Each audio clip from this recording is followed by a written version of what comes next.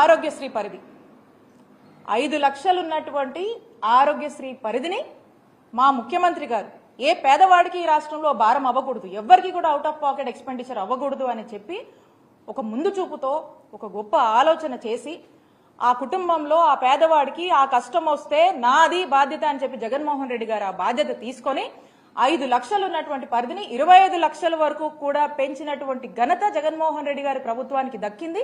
దాన్ని మేము అమలు చేశాం. మరి ఈ రోజున ఆయుష్మాన్ భారత్ మీరు చూసినట్టయితే 5 లక్షల వరకే ఇస్తుంది లిమిట్. మరి ఏదైనా ఒక ప్రజలకి ఆ ప్రొసీజర్కి లిమిట్ ఎక్సీడ్ అయితే 5 లక్షల కన్నా మించి ఎక్సీడ్ అయితే ఎక్కడికి పోవాలి, ఎవరిని అడగాలి, ఎవరు బాధ్యత తీసుకుంటారు?